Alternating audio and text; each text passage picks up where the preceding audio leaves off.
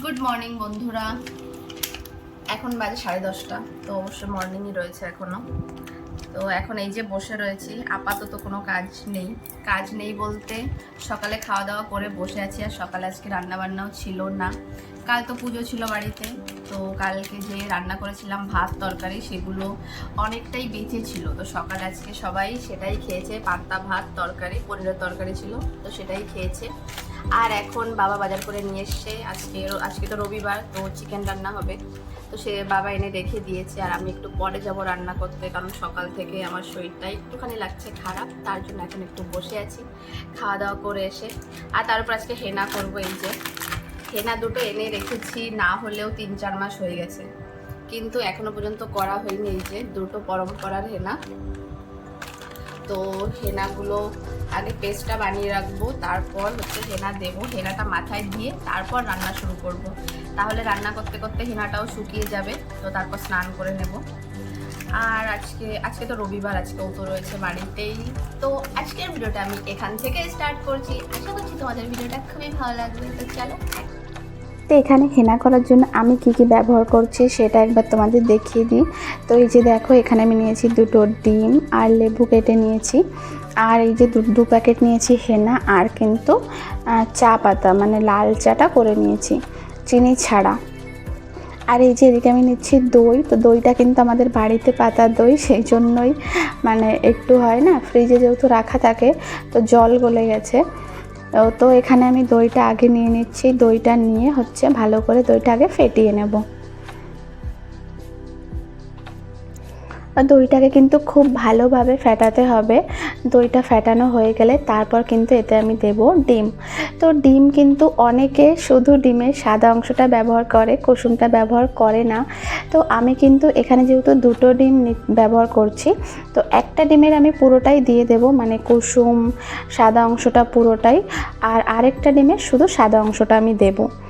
তো তারপর এখানে এই যে আমি লেবুও দিয়ে দিচ্ছি। তো আগে লেবু, দই, ডিম এটাকে ভালোভাবে ফেটিয়ে নেব, তারপর কিন্তু এখানে আমি হেনাটা অ্যাড করব। তো যেটা বলছিলাম, অনেকে কিন্তু ডিমের শুধু সাদা অংশটা দেয়, কিন্তু আমি যখন থেকেই হেনা করি তখন থেকেই কিন্তু কুসুম কখনো কখনো দিই, আবার কখনো কখনো দিই না। এটা আমার সম্পূর্ণ ইচ্ছার উপর ডিপেন্ড করে। তো আজকে যেরকম একটা ডিমের কুসুম আমি দিয়েছিলাম আর একটা ডিমের দিইনি। তো এবার কিন্তু এখানে আমি হেনাটা অ্যাড করব। আর হেনাটা কিন্তু অল্প অল্প করেই দিতে হবে, জানো তো, একবারে দিলে তো ভালোভাবে গোলানো যাবে না। তো অল্প অল্প করে দিয়ে ভালোভাবে মিশিয়ে নিতে হবে। আর জানো তো, আমি যেহেতু এখানে মানে প্লেন সমান চামচ নিয়ে নিয়েছিলাম, তো তারপর ভাবছিলাম যে কাঁটা চামচ নিলে এটা ভালোভাবে ফেটানো যেত, মানে ভালোভাবে এটা মেশানো যেত। যেহেতু এই চামচটা নিয়ে ফেলেছি এটাতে, সেই জন্য আর পরে চেঞ্জ করিনি। ভাবলাম একটু কষ্ট হবে, তো এটাতেই করে নিই। আর এই যে তারপর কিন্তু এখানে সমস্ত হেনাটা দিয়ে তারপর পরিমাণ মতো চায়ের জলটা দিতে হবে, মানে যতটুকু প্রয়োজন। একবার আরেকটা দিয়ে দিলে তো হবে না, যতটুকু প্রয়োজন অল্প অল্প করে দিয়ে ভালোভাবে এটা মিশিয়ে নিতে হবে। তো একটু সময় লেগেছিল এই চামচটাতে, কাঁটা চামচ হলে হয়তো আরও একটু আগে হয়ে যেত। তো একটু সময় লেগেছিল, কিন্তু পুরোপুরি মানে ভালোভাবে হয়ে গেছিলো, মিশে গেছিলো। তো তারপর কিন্তু আমি হেনার পেস্টটা রেডি করে রেখে এদিকে চলে এসেছি রান্নাঘরে। আর জানো তো, ভেবেছিলাম যে হেনাটা লাগিয়ে তারপর রান্না করব। তো অন্য সময় কিন্তু আমি হেনাটা আধা ঘন্টা রেখে দিই পেস্ট বানিয়ে। তো এটাতে দেখলাম 1 ঘন্টা রাখতে হবে। তো সেই জন্য রেখে তারপর আমি এখানে চলে এসেছি রান্না করতে। আর এখানে চিকেনের সঙ্গে কিন্তু বাবাকে বলেছিলাম যে সলিড চিকেন আলাদা করে নিয়ে আসতে, তো সেটাই এনেছিল।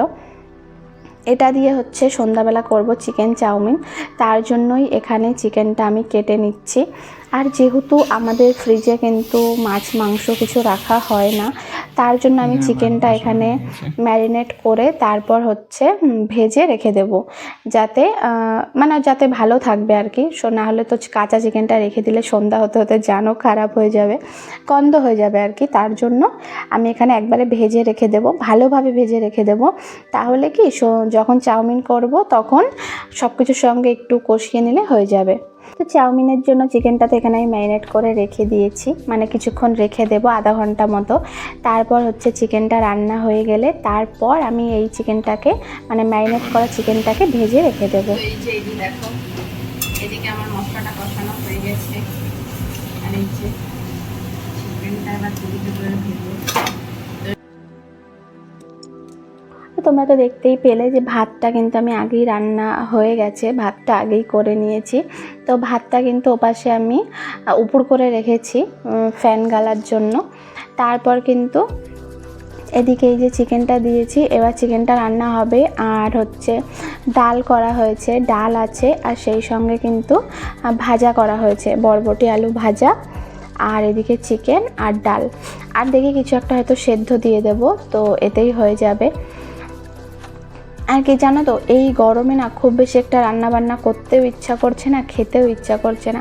মাঝে না কিছুদিন ভালোই ছিল, একটু বৃষ্টি হয়েছিল, আবহাওয়াটা বেশি একটু ঠান্ডা ছিল, কিন্তু এখন আবার প্রচণ্ড গরম পড়েছে। মানে এতটা গরম পড়েছে সত্যি না, কিচ্ছু খেতে ভালো লাগছে না। তো এদিকে আমি কিন্তু চিকেনে সবসময় কাঁচা রসুন দিই, মানে আমার ভালো লাগে কাঁচা রসুনটা খেতে।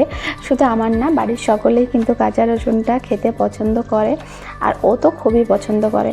তো তার জন্য কিন্তু রসুনটা দিতে একদমই ভুল হয় না। হ্যাঁ, কোনো দিন যদি একটু ভুলেও যাই, খেতে বসে সবার ঠিক মনে পড়ে যে আজকে রসুনটা দেওয়া হয়নি।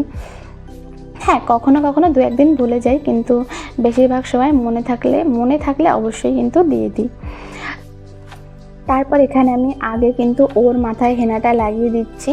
আর জানো তো, ওর না খুব হেয়ার ফল হচ্ছে, আর ও নিজে তো সেরকম একটা তেলও দিতে চায় না মাথায়, কিচ্ছু মানে চুলে তো কোনো রকম যত্ন করতে চায় না।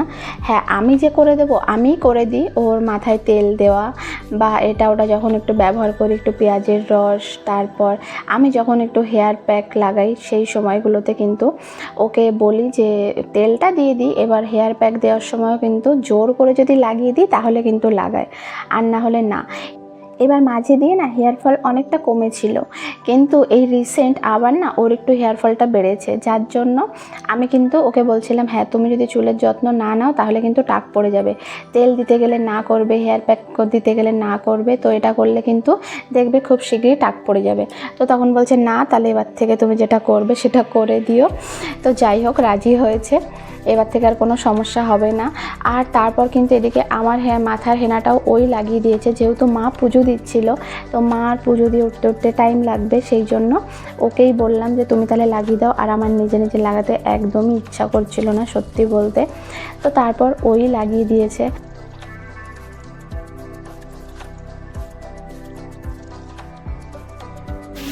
তো এই যে আমাদের বাড়ির রেস্টুরেন্ট থেকে আনা শেফ মিক্স করছে চাউমিন,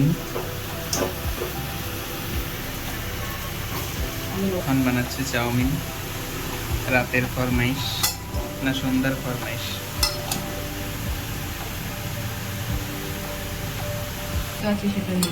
না না, ঠিকই লাগছে, একটু সস লাগবে।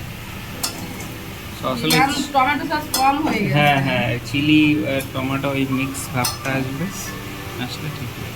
সসটা নিয়ে আসো তো একটু, একটু দিয়ে দিই। তো গাইস, এটা আমার বৌদি এখন চাউমিন বানাচ্ছে, সবাইকে খাওয়াবে বলে। যাও নিয়ে আসো।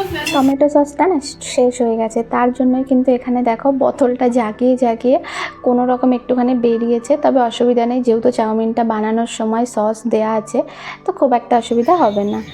তো এই যে দেখো, আজকে বানিয়েছি চিকেন চাউমিন নিয়েছি, তো এখন সবাইকে দেখিয়ে যাচ্ছি। তো নিজের চাউমিন নিজে খেয়ে বলো কেমন হয়েছে।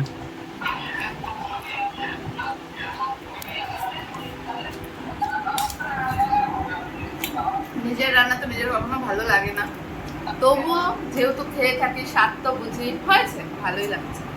ভিডিওটা ভালো লাগলে লাইক কমেন্ট শেয়ার করো, চ্যানেল নতুন হলে অবশ্যই চ্যানেলটা সাবস্ক্রাইব করে আমার পাশে থেকেও। দেখা হবে পরের ভিডিওতে। টাটা।